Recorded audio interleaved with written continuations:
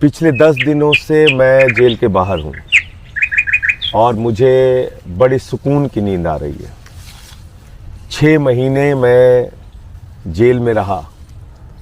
कुछ दिनों तक मुझे आइसोलेशन में रखा। प्रधानमंत्री जी ने शायद अगर ये मौका नहीं दिया होता तो मैं अपने आप से मुलाकात नहीं कर पाता।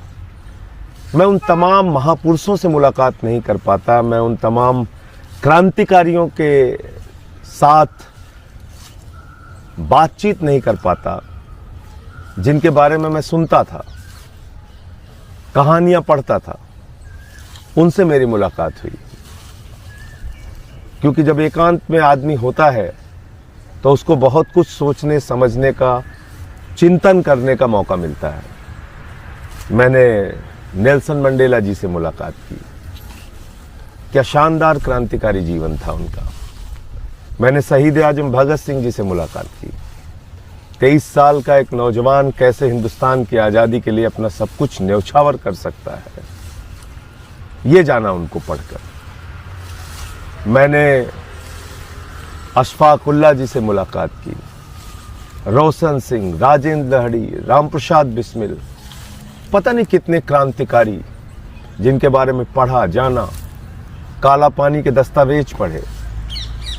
और तब ये लगा कि 30 साल से जो समाज सेवा, राजनीति के माध्यम से लोगों की सेवा कर रहा था, शायद मेरा रास्ता सही था। और गांधी जी को पढ़ा तो ये जाना कि हम तो सही रास्ते पे चल रहे थे। शायद ये 6 महीने के जेल का सफ़र नहीं होता तो मैं ये नहीं सोच पाता कि मैं जो कर रहा था, जिस संघर्ष के रास्ते पे चल रहा था, वो कितना सही है या गलत है।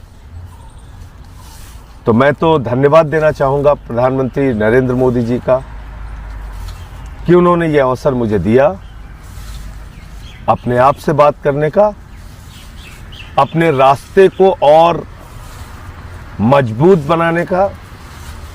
मैं 6 महीने जेल की यात्रा से और तप कर निकला हूं आगे के रास्ते को तैयार करने के लिए, आगे के रास्ते को और मजबूत करने के लिए। और एक बात मैं और कहना चाहता हूं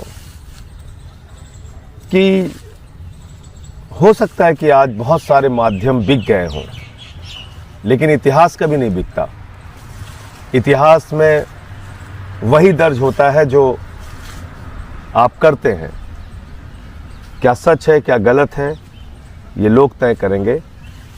लेकिन किस मंशा से प्रधानमंत्री जी ने मुझे जेल भेजा मैं नहीं जानता, लेकिन उनकी जो भी मंशा रही हो, मैं इतना ही कह सकता हूं कि आपको बहुत बहुत धन्यवाद मोदी जी। आपने 30 साल के मेरे संघर्ष के जीवन को और मजबूत बनाया और ये भरोसा दिलाया कि मैं जो काम कर रहा था वो बिल्कुल सही था और आगे और मजबूती से उसी रास्ते पे बढ़ूंगा।